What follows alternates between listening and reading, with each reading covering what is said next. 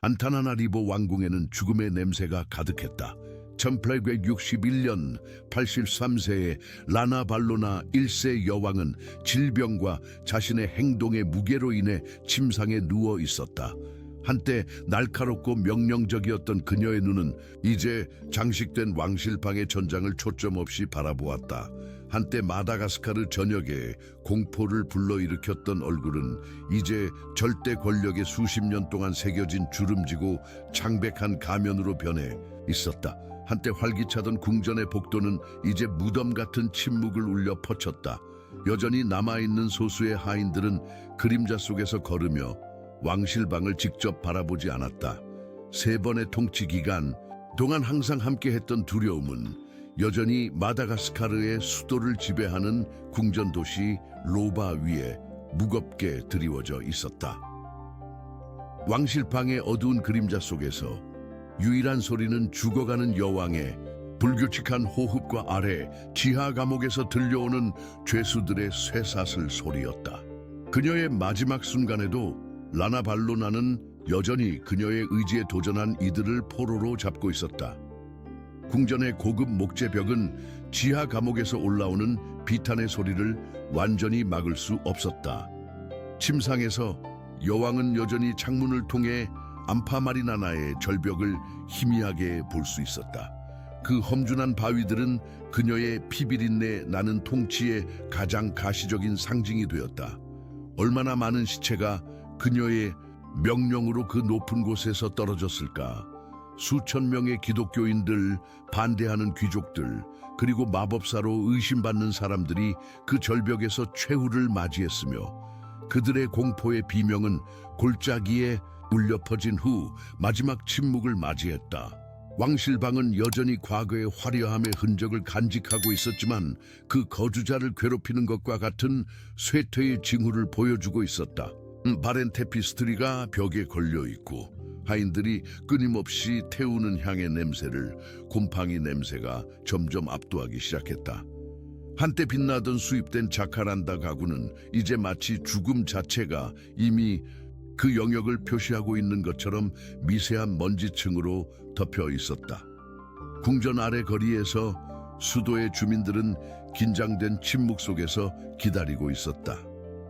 여왕의 질병 소식은 불길처럼 퍼져 두려움과 희망이 뒤섞인 모순된 혼합을 가져왔다. 섬의 인구를 거의 절반으로 줄인 통치가 끝나가고 있었지만 라나발로나의 마지막 숨을 내쉬기 전에 그들은 얼마나 더 많은 대가를 치러야 할까? 맑은 정신의 순간 기억의 단편들이 여왕을 괴롭혔다. 그녀가 왕위를 차지하기 위해 배신한 죽은 남편 라다마 1세의 얼굴, 그녀가 온 가족의 처형을 명령하는 동안 궁정인들의 공포 표정, 반역 혐의자들에게 그녀가 강요한 단계나 시험을 목격하도록 강요된 그녀의 아들 라코토 왕자의 절망적인 눈빛, 태양이 안타나나리보 위로 지기 시작하며 붉은 그림자를 궁전 창문을 통해 던졌다. 황혼의 빛이 벽을 피해 색조로 물들였으며 마치 자연 자체가 마다가스카르의 피의 여왕으로 알려질 여성의 통치에 대해 마지막 논평을 하려는 것 같았다.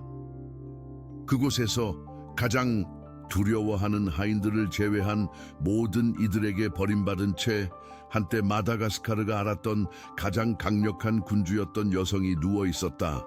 어떻게 가난 속에서 태어난 소녀, 낮은 계급의 장교의 딸이 섬의 역사상 가장 두려운 군주로 변모했을까?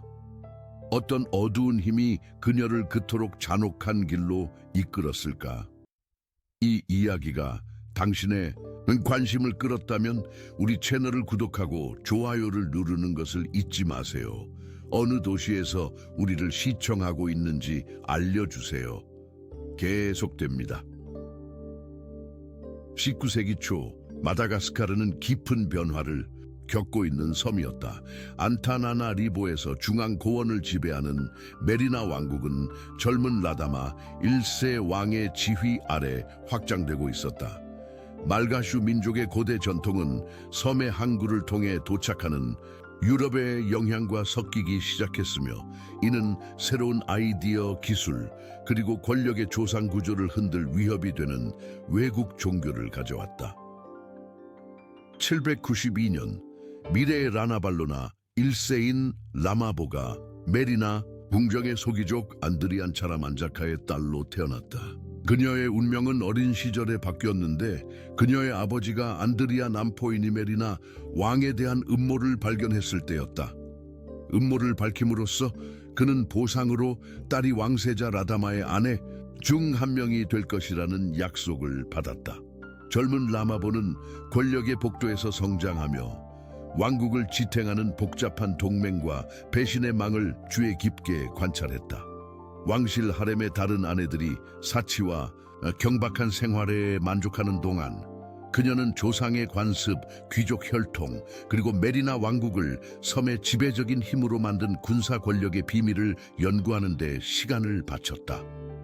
라다마 1세의 통치는 전통주의자들을 깊이 동요시키는 변화를 가져왔다. 젊은 왕은 영국 제국과 동맹을 맺고 노예 무역을 폐지하고 개신교 선교사들에게 문을 열었다. 그의 지도력 아래 마다가스카르는 현대화되기 시작했다. 젊은 귀족들은 영국에서 공부하기 위해 보내졌고 말가슈어는 첫 번째 서면 형식을 얻었으며 학교들은 섬 전역에 번성하기 시작했다. 그러나 라마보는 이러한 변화를 점점 더 불신으로 바라보았다. 비밀리에 그녀는 메리나, 귀족의 보수적인 부문과 동맹을 맺기 시작했다.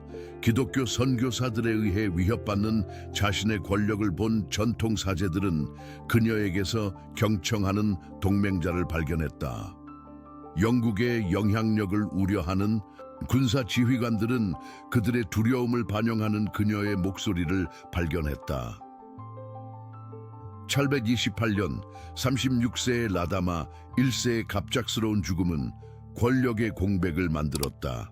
왕은 조카인 라코토베의 왕자를 후계자로 지명했다. 그러나 라마보는 준비되어 있었다. 계산된 폭력의 한밤에 그녀는 자신의 동맹을 동원했다. 충성스러운 병사들은 왕위의 모든 가능한 경쟁자들을 제거했고 전통 사제들은 그녀를 마다가스카르를 이끌 조상 영들에 의해 선택된 자로 선포했다.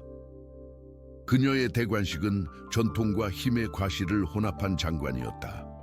신성한 붉은 람바호아니를 입고 메리나의 왕실 유물을 손에 든 채 그녀는 자신을 라나발로나 1세로 국민에게 소개했다.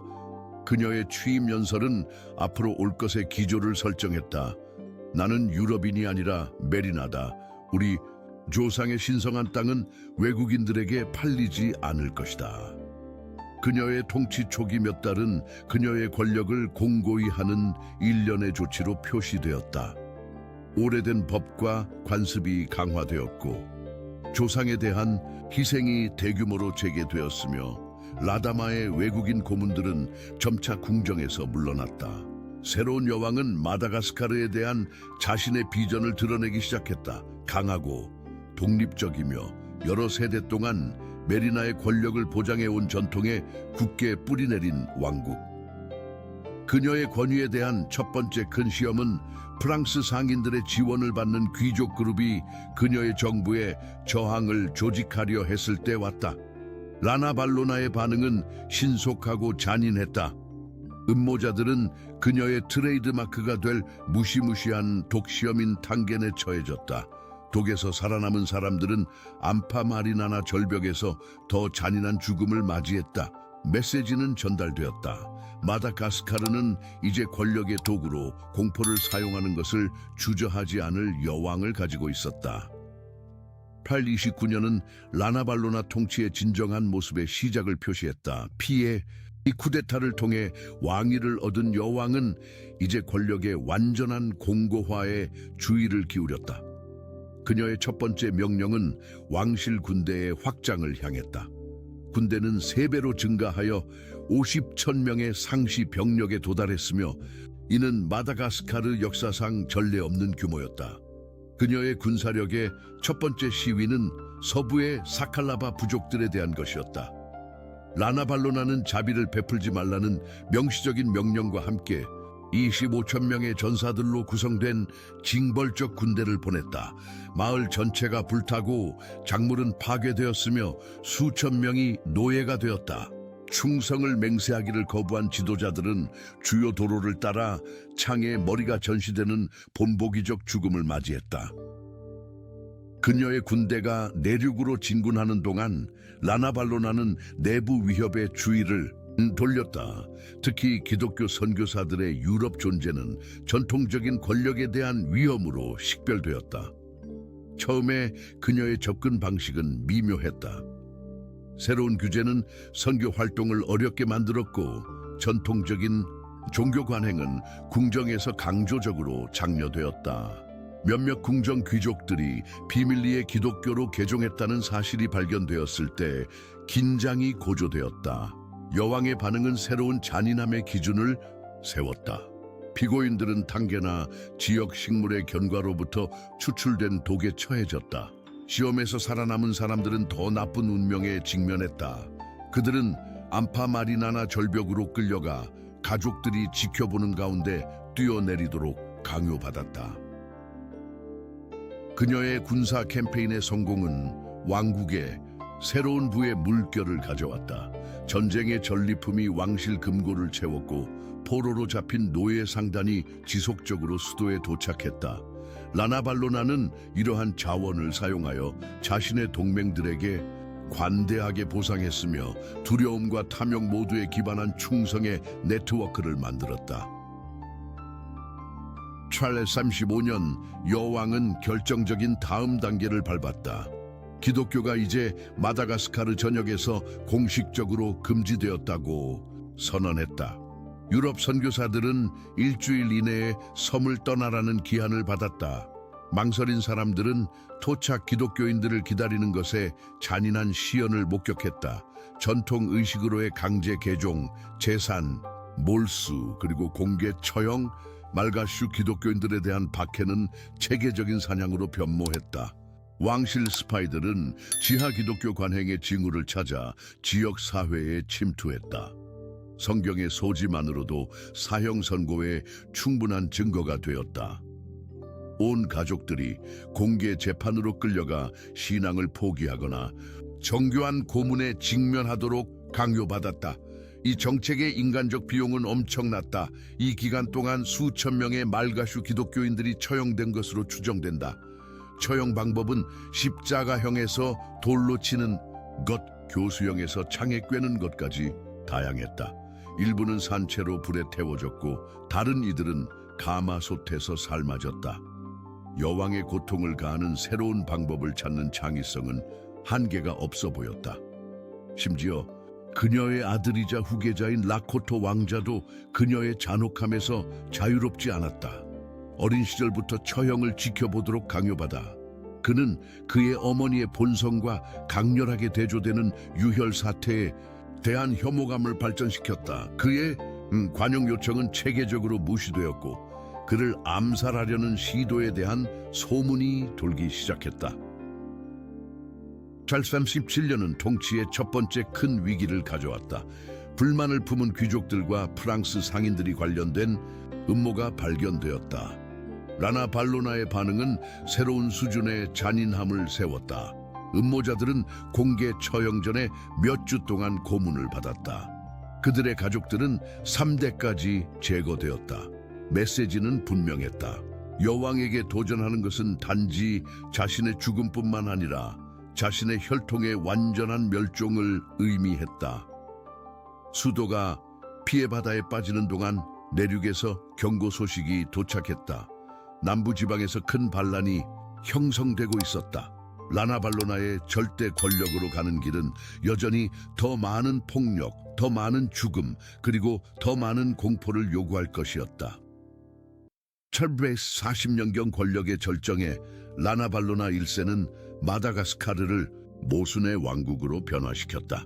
수도 안타난 아리보는 노예 무역과 전쟁의 전리품으로 번영했으며 시장은 정복된 부족들에게서 약탈한 부로 넘쳐났다. 피로 얼룩진 언덕 위에 호화로운 궁전이 솟아올랐고 외국 상인들의 대열이 두려운 여왕과의 알현을 놓고 경쟁했다. 왕실 군대는 인상적인 규모에 도달했다. 10만 명의 전사들이 수입된 머스켓과 영국 대포로 무장하고 그녀의 명령 아래 행군했다. 역설적으로 그녀가 그토록 경멸했던 유럽의 무기들이 그녀의 권력을 유지하는 데 근본적인 것이 되었다. 왕실 무기고는 여왕의 반유럽적 수사에도 불구하고 마다가스카르와 번영하는 사업을 유지했던 프랑스와 영국 상인들을 통해 보급되었다. 왕실 궁정은 이러한 이중성을 반영했다. 귀족들은 조상 희생의식에 참여하면서 파리에서 수입된 실크를 입었다. 유럽에서 교육받은 고문들은 전통 사제들이 점술의식을 수행하는 같은 홀에서 군사 전략을 속삭였다. 여왕의 아들 라코토 왕자 자신이 이 갈등을 대표했다. 유럽인 교사들에게 교육받은 그는 비밀리에 그의 어머니가 그토록 맹렬히 싸웠던 진보적인 아이디어들을 포용했다. 왕국의 행정은 계산된 공포의 연습이 되었다. 전통적인 강제 노동 시스템인 파노모파나는 전례 없는 수준으로 확장되었다. 마을 전체가 도로, 요새, 궁전을 건설하기 위해 동원되었다. 저항하거나 설정된 할당량을 충족시키지 못한 사람들은 심한 처벌에 직면했다. 가족들은 분리되고 공동체는 파괴되었으며 기근이 시골에 퍼지기 시작했다. 탄케나의 시험을 중심으로 한 사법 시스템은 사회 통제의 도구로 변했다. 아무리 근거 없는 의심이라도 독시험으로 이어질 수 있었다. 매년 약 3천 명이 이러한 재판에서만 사망한 것으로 추정된다. 시스템의 왜곡된 논리에 의해 무죄로 간주된 생존자들은 종종 독에 의한 영구적인 손상을 입었다.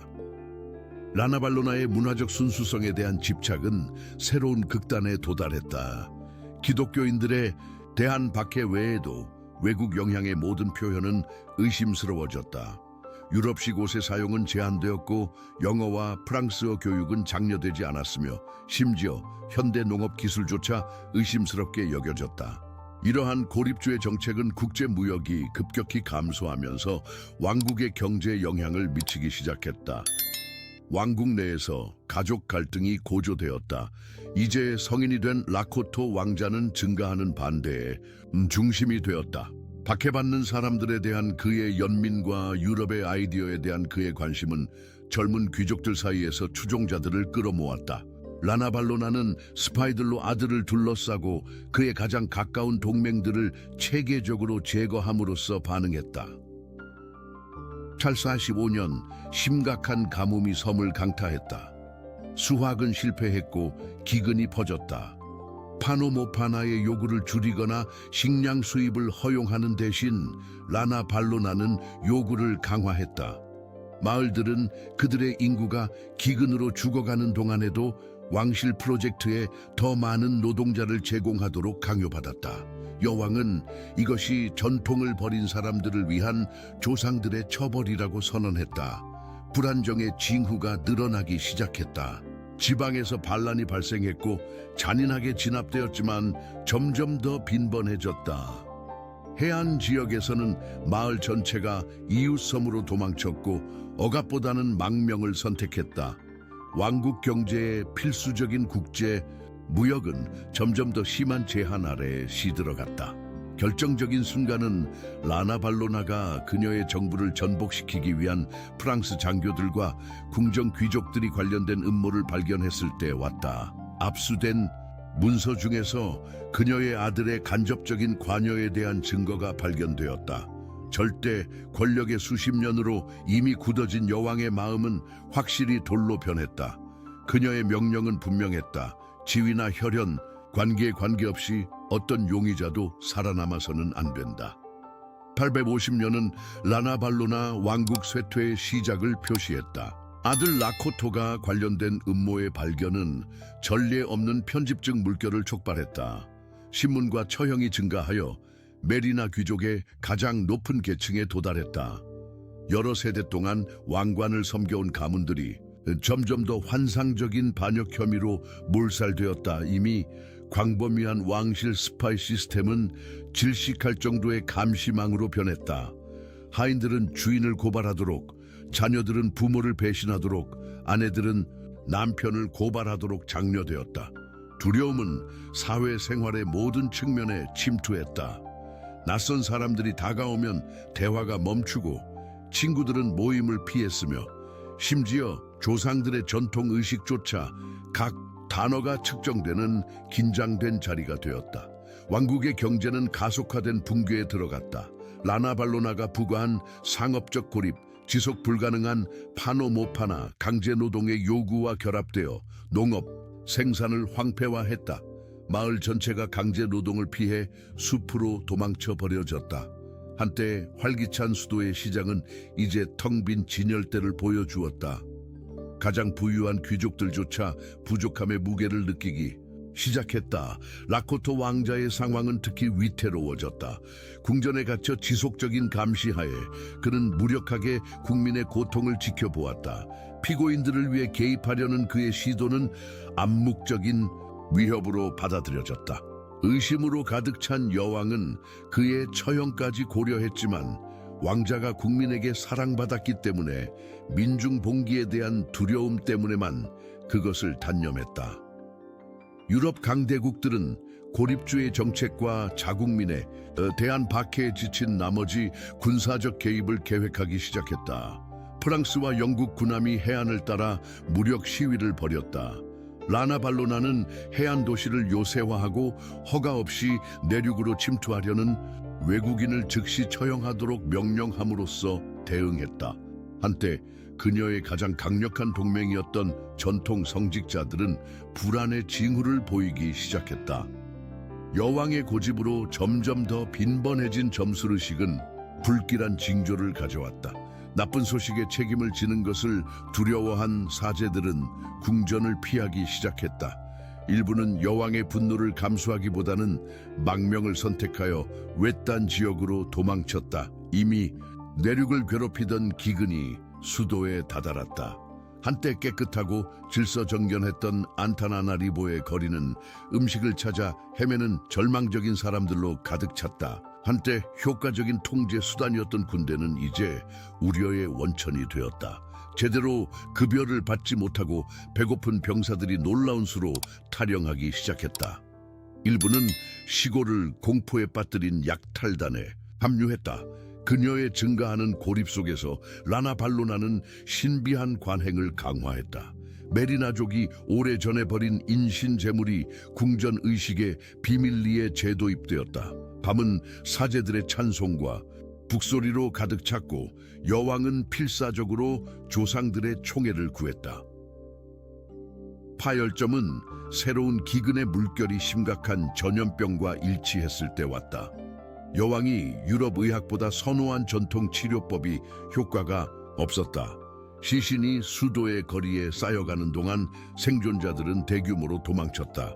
그녀의 통치 동안 이미 절반으로 줄어든 마다가스카르의 인구는 이제 가장 큰 위기에 직면했다. 왕실 방에서 라나발로나는 점점 더 놀라운 보고를 받았다. 여러 지방에서 동시에 반란이 발생했다. 한때 복종적이었던 귀족들이 이제 공개적으로 그녀의 정권에 대항하여 결집하기 시작했다. 그녀의 아들인 라코토 왕자는 유럽 강대국들과 비밀 접촉을 확립했다. 폭풍이 다가오고 있었고 그녀가 그토록 오랫동안 길러온 공포조차도 그것을 막기에는 충분하지 않을 것이었다. 라나발로나 통치의 마지막 몇 년은 하강하는 고립과 패배의 나선으로 특징지어졌다. 1157년 한때 마다가스카르 역사상 가장 강력한 군대를 지휘한 여왕은 자신의 궁전에서 사실상 죄수가 되었다. 지방의 반란은 일반적인 반항으로 변모했고 심지어 왕실 경비대의 충성심도 의문시 되었다. 경제적 붕괴는 재앙적인 수준에 도달했다. 라나발로나 자신이 주조한 은화를 기반으로 한 왕국의 화폐 시스템은 모든 가치를 잃었다. 시장은 문을 닫았고 국제무역은 완전히 중단되었으며 심지어 가장 귀족적인 가문조차 필요를 느끼기 시작했다. 한때 활기찬 수도의 거리는 피난처를 찾는 굶주린 난민들의 무리를 제외하고는 텅 비었다. 오랫동안 공포를 통해 유지되어 온 여왕의 권위가 이제 공개적으로 도전받기 시작했다. 한때 그녀의 존재 앞에서 떨었던 귀족들은 이제 왕실 소환에 응하기를 거부했다.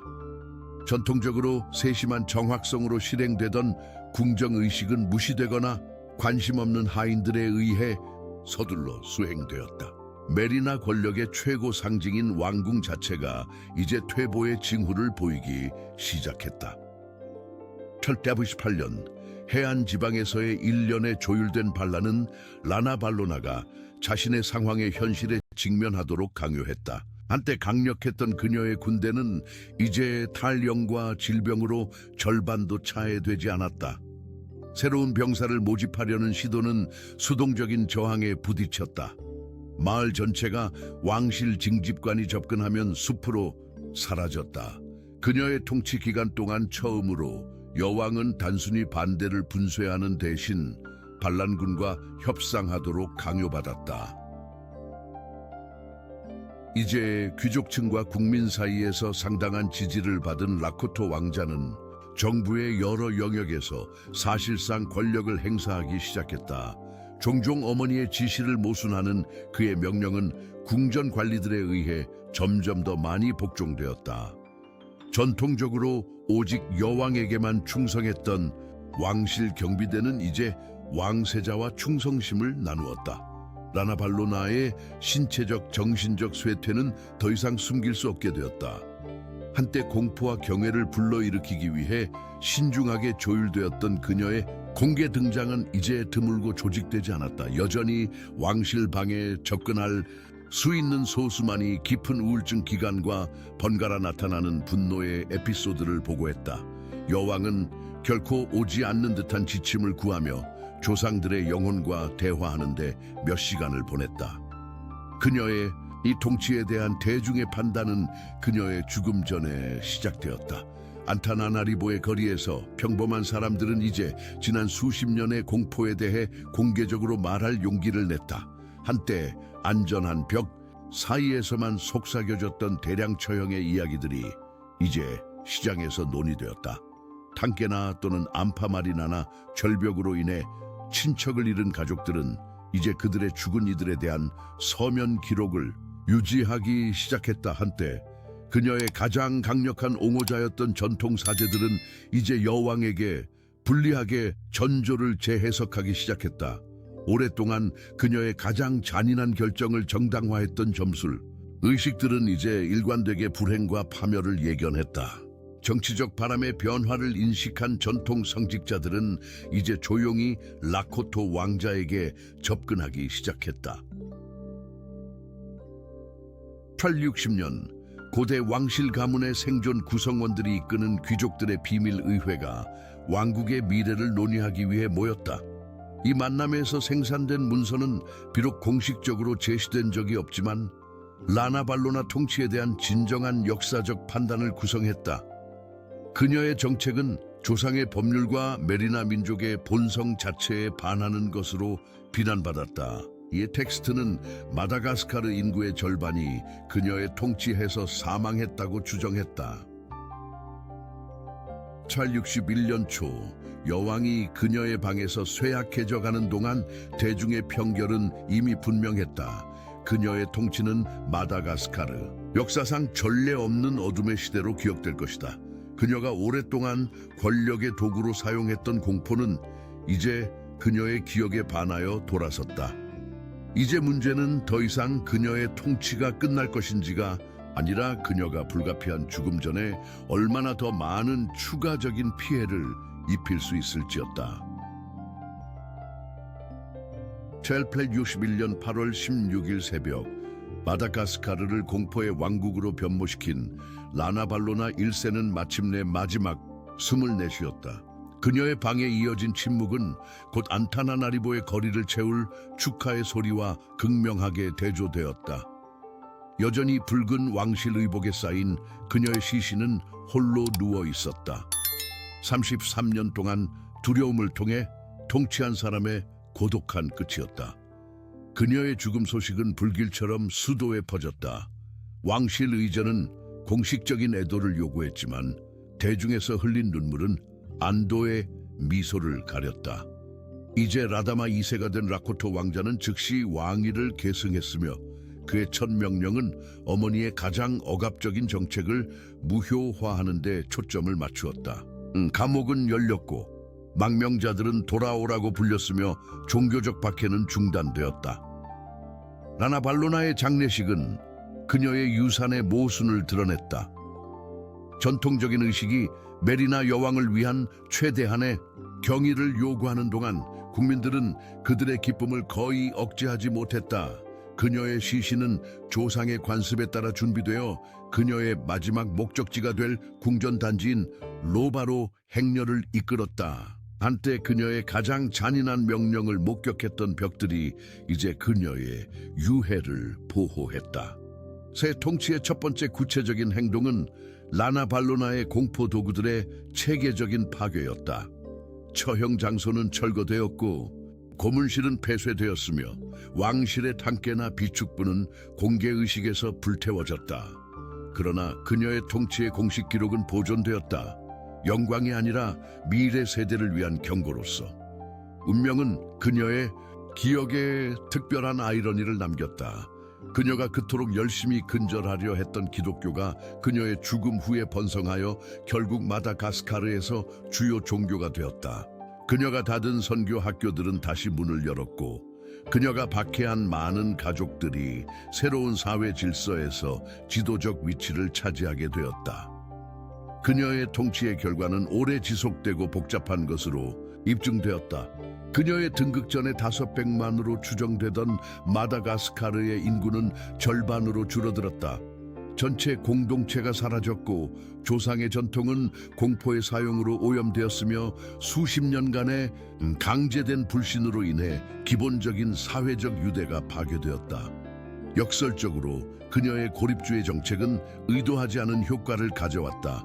유럽의 영향력에 저항함으로써 그녀는 무의식적으로 마다가스카르의 독립을 몇십 년 더 보존했다. 그녀가 남긴 왕국은 비록 트라우마를 입었지만 직접적인 식민지 지배해에 떨어진 마지막 아프리카 국가 중 하나로 남았다. 그녀의 역사적 인물은 격렬한 논쟁의 대상이 되었다. 일부 후기 말가슈 민족주의자들에게 외국의 영향에 대한 그녀의 격렬한 저항은 첫 번째 독립운동으로 재해석될 것이다. 그러나 대부분에게 그녀의 통치는 무제한 절대 권력의 인간적 비용에 대한 불안한 예로 남아있다. 그녀가 강제노동으로 확장하고 그녀의 희생자들의 전리품으로 장식한 왕궁은 박물관으로 변했다. 그녀의 영광이 아니라 그녀의 정권의 공포에 대한 기념물. 한때 대량 처형의 장소였던 암파마리나나 절벽은 권위주의의 위험에 대한 순례와 성찰의 장소가 되었다. 마다가스카르가 그녀의 통치의 트라우마로부터 회복하기 위해 고군분투하는 다음 몇십 년 동안 새로운 이해가 나타났다. 진정한 권력은 두려움이 아니라 통합하고 건설하는 능력에 있다. 라나 발로나 1세의 역사는 권력이 인간성과 분리될 때 왕국을 노천묘지로 변모시킬 수 있는 방법에 대한 어두운 상기로 남아있다. 이야기의 끝. 그리고 당신 고귀한 시청자여, 우리와 함께 역사의 어두운 복도를 걸어온 당신은 이 여정에서 무엇을 가져가시나요? 이 이야기가 당신에게 감동을 주었다면 채널을 구독하고 좋아요를 누르고 살아있고 강렬한 역사를 사랑하는 사람들과 공유하세요. 그리고 다음 에피소드를 놓치지 마세요. 우리는 엠보아바스 전쟁, 브라질의 첫 번째 내전에 대해 이야기할 것입니다. 거기서 만나요.